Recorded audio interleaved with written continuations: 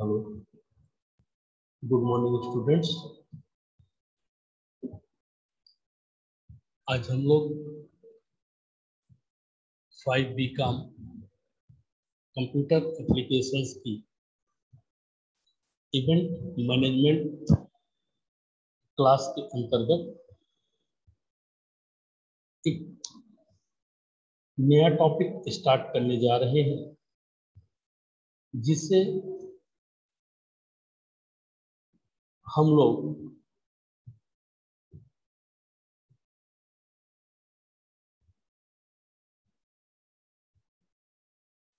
Preparing a planning schedule, क्योंकि कल हम लोगों ने जो टॉपिक पढ़ा था उसी के आगे इसको स्टार्ट कर रहे हैं। Good morning sir. Good morning Amit. तो प्रिपेयरिंग ए प्लानिंग शेड्यूल, एक योजना की अनुसूची तैयार करना, शेड्यूल करना उसको। Planning any event is difficult. किसी भी आयोजन के लिए प्लानिंग करना बहुत ही कठिन कार्य होता है। Planning for the potential risk and hazards associated with an event is even more difficult but essential to the event's success. किसी भी आयोजन या इवेंट से जुड़े जो संभावित जोखिम होते हैं, हाजर्स अथवा खतरे होते हैं, उनकी योजना बनाना और भी मुश्किल हो जाता है। लेकिन यदि हमारे द्वारा आयोजित किए जाने वाले इवेंट्स को सफल बनाना है, तो उसकी सफलता के लिए यह आवश्यक है कि हमें प्लानिंग करनी पड़ेगी। किसी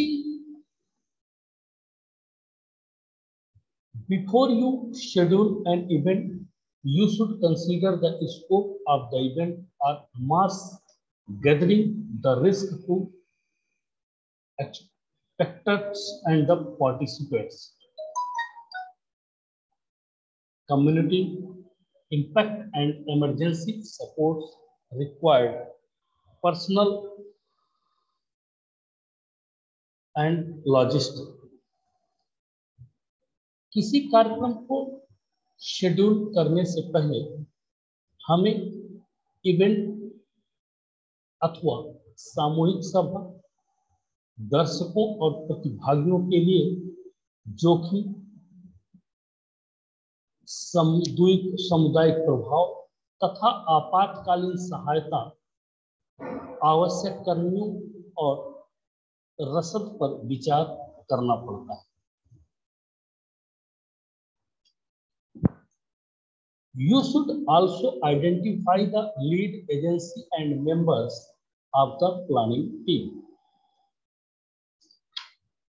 हमें एक ऐसी एजेंसी को हायर करना पड़ता है जो हमारे प्लानिंग के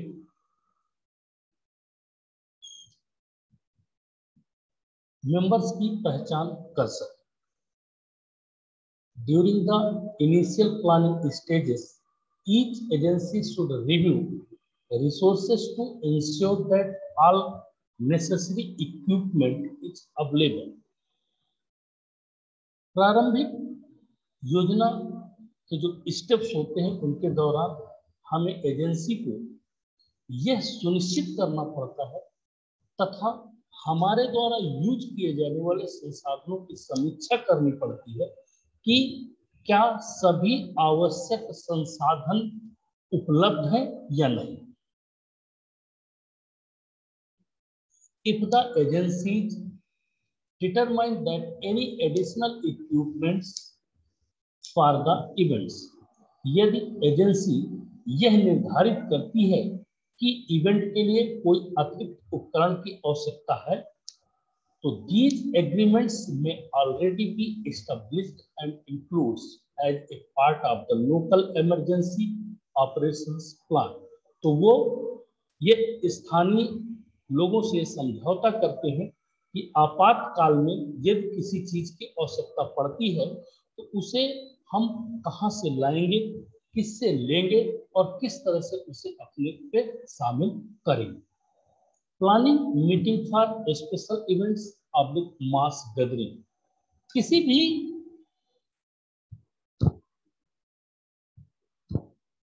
विशेष आयोजन अथवा सामूहिक समारोहों के लिए बैठकों की योजना बनाना आवश्यक होता है। स्ट्रेटेजिक प्लानिंग साइकिल, देखिए सबसे पहले बात हमारा मिशन क्या है, तो मिशन, फिर गोल, हम लक्ष्य निर्धारित करते हैं कि हमें कैसे उस काम को हम कर पाएंगे। Where do we want to go, अब मैं क्या करूं ताकि मैं अपने लक्ष्य को प्राप्त कर सकूं। तो डिजायर्ड आउटकम्स, आप पूरी तैयारी करते हैं, तो how do we get there, मैं वहां तक कैसे पहुंचूंगा इसके लिए पूरा प्लान करते हैं। स्ट्रेटजी, हम स्ट्रेटजी तैयार करते हैं, ठीक है, कोशिश करते हैं इस तरह से जाऊंगा तो ऐसे होगा, इन चीजों का अगर प्रयोग करूंगा तो ऐसे होगा। Then how do be major success, अब क्योंकि कई सारे मेरे पास पहले से आउटकम्स होते हैं तो उनको मैं मेजर करता हूँ कि कौन सा मैं काम करूं ताकि मैं अपने लक्ष्य को अचीव कर पाऊं। तो मेजर एंड टारगेट्स, उन्हें हम तय करते हैं। And finally how did we do, मैं कैसे करूंगा कि मेरा रिजल्ट, और ये रिजल्ट आ गया, हाउ कैन बी इम्प्रूव, अब इसको मैं कैसे इम्प्रूव करूं ताकि मैं मेरे लक्ष्य को जो प्राप्त किया उसको और बेहतर कर सकूं। तो ये स्ट्रेटेजिक प्लानिंग साइकिल होती है जिसके द्वारा हम समय समय पर ये सारी चीजें उपलब्ध कराते हैं, ठीक है। प्लानिंग टीम आइडेंटिफिकेशन, सबसे पहले हमें क्या करना पड़ता है, यह आइडेंटिफाई करना पड़ता है कि जो टीम हम बना रहे हैं तो वो टीम हमारे लिए कितनी सक्सेसफुल रहेगी, ठीक है।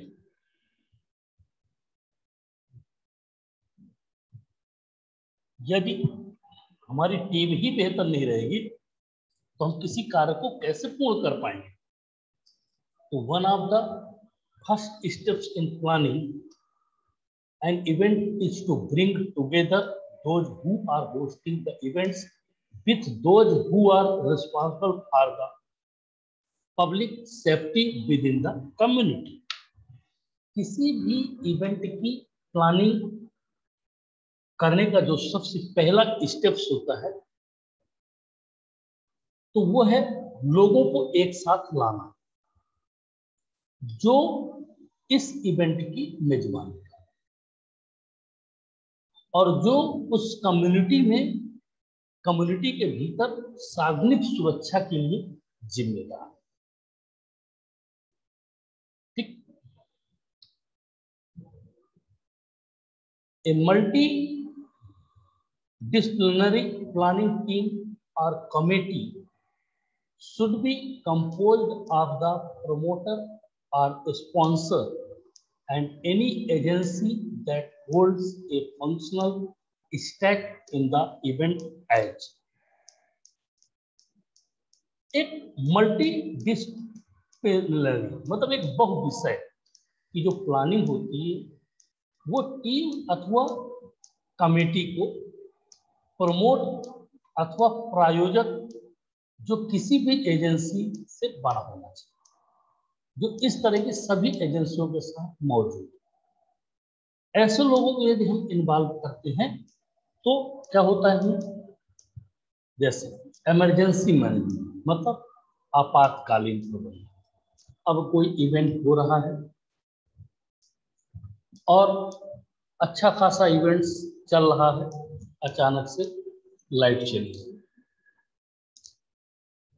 ठीक है, क्या हुआ, फाइनल रिजल्ट आप अपने दिमाग में इमेज कर लो क्या होने वाला है उसमें। या फिर आपका इवेंट पूरे अपने समाप्त पे है और तेजी से पानी गिरने लगा, क्योंकि आपके पास तो पहले से तो आपने सोचा नहीं था कि पानी भी गिर सकता है ना, क्योंकि आप तो आपके हाथ में पानी, आप जब कहेंगे तो पानी गिरेगा, जब आप कहेंगे तो बंद होगा, है ना। ये कहलाता है आपातकालीन प्रबंधन। अचानक तूफान आना शुरू हो गया, शॉर्ट सर्किट हो गई, आग लग गई, तो आपके पास इमरजेंसी मैनेजमेंट होना चाहिए कि इमरजेंसी में आप कैसे, या आपने एक स्पीकर जो बुलवाया था उसकी तबीयत खराब हो गई या उसका गला खराब हो गया, अब कहां से ढूंढ के लाएंगे, तो आपके पास आपातकालीन प्रबंधन होना चाहिए।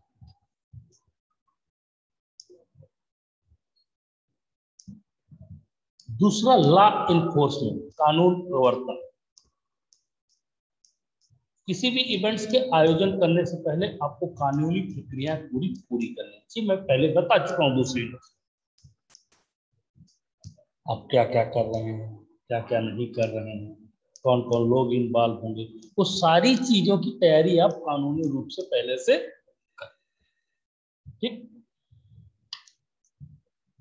फायर एंड रेस्क्यू, अब आग लग गई, रेस्क्यू टीम आपके पास नहीं है, फायर ब्रिगेड नहीं है, कैसे बचाओ, तो आपको इन चीजों पर ध्यान देना पड़ेगा।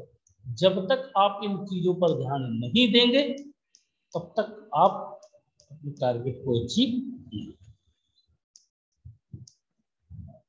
पब्लिक हेल्थ, आपके पास फर्स्ट एड बॉक्स होना चाहिए, एक प्राइमरी टीम होनी चाहिए जो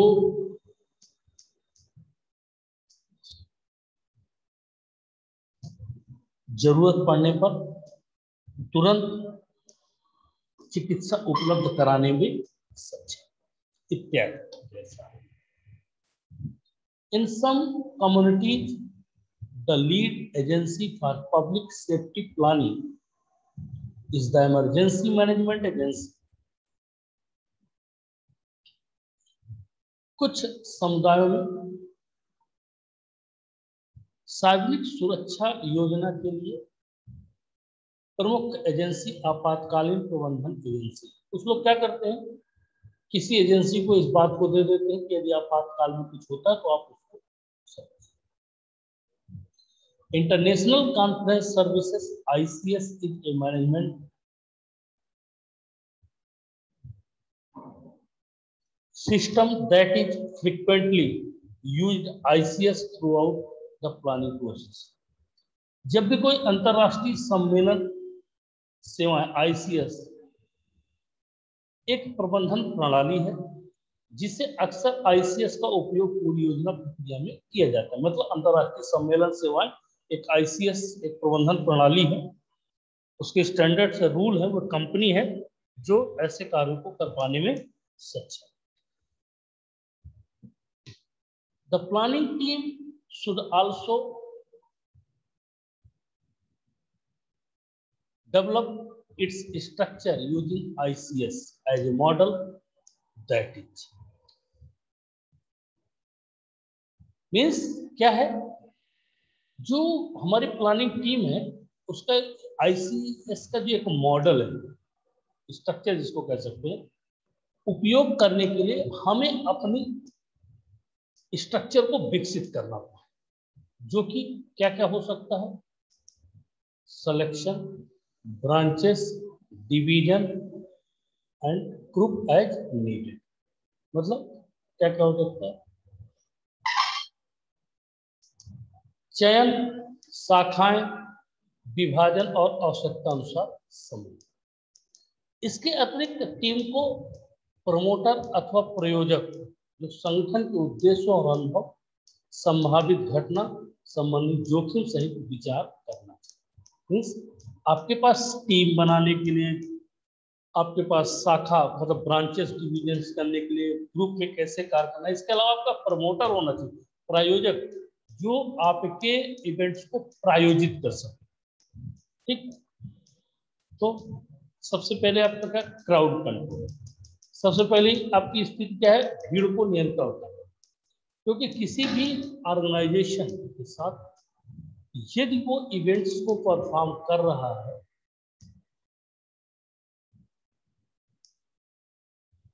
तो जो सबसे बेसिक चीज है वो क्राउड को करना। यदि आप भीड़ को नियंत्रित नहीं कर सकते तो आप कभी भी इवेंट्स को सक्सेसफुल नहीं कर सकते। स्टाफ, आपका जो स्टाफ है, जो लोग जिन्हें आप अपने साथ रखे हैं, वो सभी के सभी लोग ऐसे होने चाहिए जो जिस कार्य के लिए हो वो अपने कार्य में क्या हो, संपूर्ण।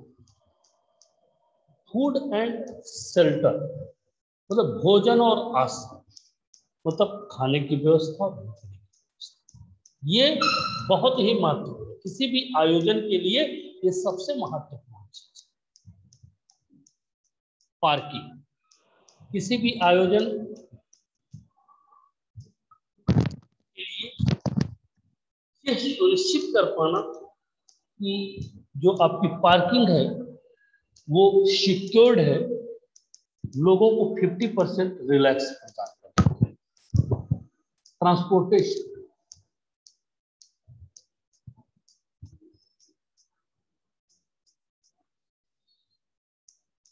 जो आपका इवेंट आयोजित हो रहा है, जहां पर इवेंट आयोजित हो रहा है वहां पर क्या ट्रांसपोर्टेशन की सुगमता है।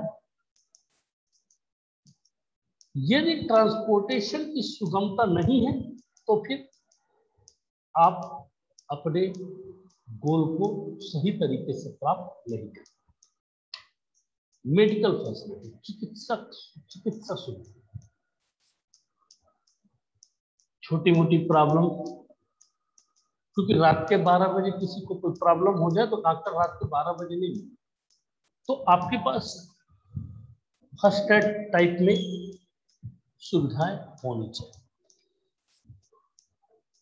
प्रीवियस इवेंट कंसर्न, जो पिछले आयोजन में आपके साथ हुआ है उससे सीख लेनी चाहिए। पिछले आयोजन में, पिछले इवेंट्स में आपके साथ ये प्रॉब्लम हो गया था तो वो प्रॉब्लम का पुनरावृत्ति नहीं हो, दोहराया ना जाए, ये आपको पहले से।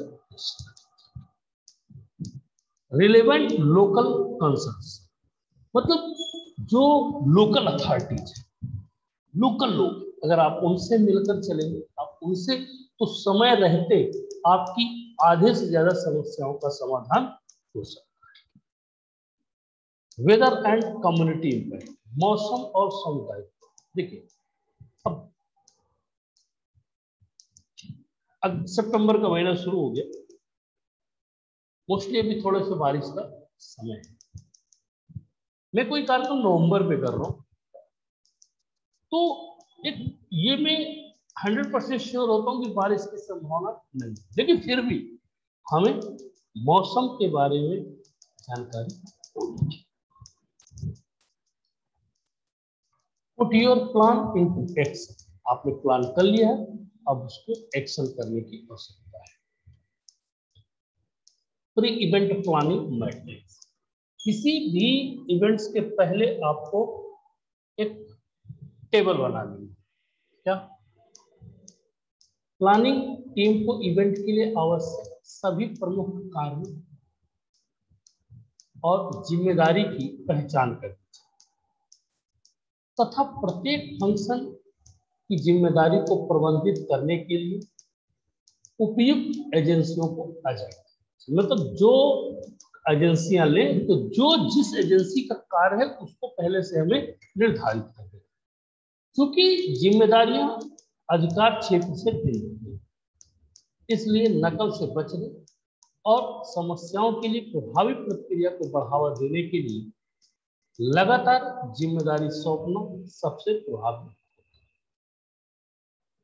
प्री इवेंट प्लानिंग मैट्रिक्स हमें जोखिम, खतरा या कार्यों को चुनने में मदद करने के लिए डिजाइन किया गया है। इसके लिए आवश्यक है एक घटना और प्रत्येक को एक प्राथमिक एजेंसी या एक माध्यमिक या समर्थन एजेंसी को अजाइन करना। पी का मतलब यहाँ पे प्राइमरी से है और एस का मतलब है सेकेंडरी से। मीन्स प्राथमिक एजेंसी जो हमारी प्रायोरिटी पे है, और माध्यमिक अथवा समर्थन मुक्त एजेंसी सेकेंडरी, यदि ये किसी कारणवश फेल होती है तो ये हमारे पास तैयार है, बैकअप प्लान हमारा। कार्य और जिम्मेदारी असाइनमेंट पर चर्चा की जानी चाहिए और प्लानिंग स्टेप्स में निर्णय लिया जाना चाहिए कि ना कि जब कोई इवेंट। सभी लोगों के साथ बैठकर हमें चर्चा करनी चाहिए और सभी का कार्य एजेंट कर देना चाहिए और ये निर्णय लेना चाहिए कि आपको ये काम करना। ये नहीं कि जब घटना हो जाएगी तब फिर क्या मतलब नहीं, वो तो हो गया ना, तो उसके होने के बाद कुछ नहीं हो सकता। प्रमोटर एंड स्पॉन्सर्स, किसी भी कार्य को बिना प्रमोटर के, प्रमोटर मतलब कौन होते हैं, जो फाइनेंशियली आपको सपोर्ट कर, स्पॉन्सर्स वो पूरा खर्चा आपका निकालते हैं। तो द प्रमोटर और sponsors must be involve in all of the planning phase two ensure A successful event. किसी भी इवेंट को यदि आपको सक्सेसफुली रन करना है तो आपको आपके प्रमोटर तथा स्पॉन्सर्स को अपनी प्लानिंग जब बना रहे होते हैं वहां पर उन्हें इन्वॉल्व करना आवश्यक, क्योंकि जब लोगों को पैसा लगाना है तो उनको भी तो सारी कार्यों के बारे में पता होना चाहिए जो आप करने जा रहे हैं, तो वो शिद्दत के साथ वो कार्य करें। Often the promoter is interested in monetary gain more than he or she is interested in public safety।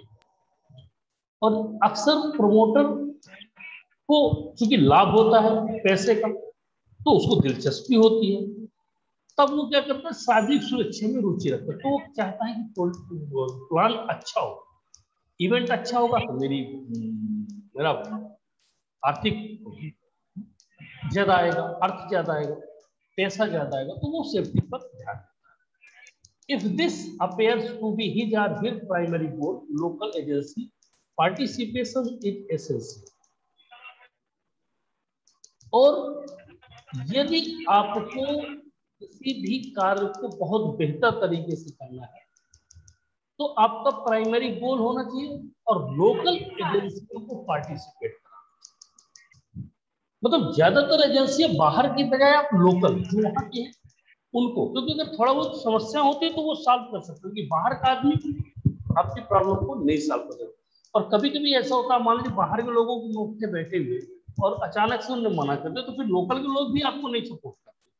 और यदि आप लोकल के लोगों से सपोर्ट लेते हैं तो ये होता है कि नहीं भाई इसने हमारा कार्य, इसमें हमको लिया था, चलो इसका कार्य कर देते हैं, ठीक है।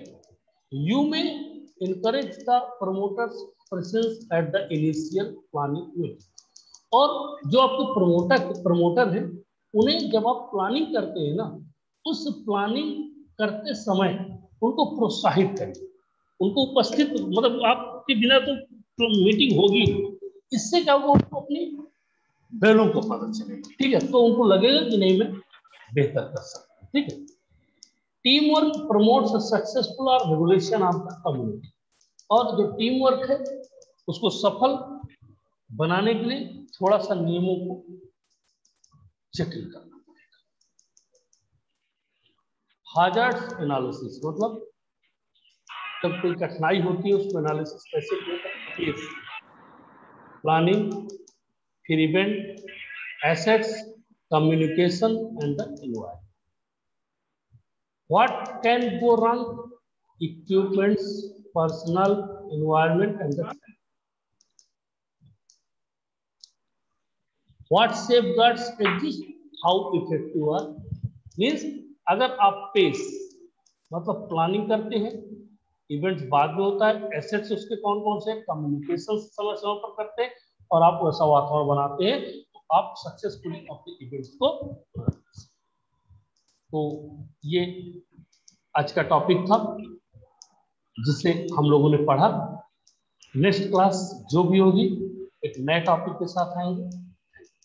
अमित कोई प्रॉब्लम तो नहीं है? नहीं सर। और वो कहाँ है विपुल? सर पता नहीं, वो क्लास नहीं ज्वाइन करता है कहाँ पे? फोन भी इसका नहीं लग अच्छा फोन नहीं लग रहा? फोन नहीं लग रहा शायद, सर आ गया? अच्छा, चलो कांटेक्ट करना, उससे बोलना है क्लास ज्वाइन किया करें, ठीक है ना? जी, यस सर। Thank you.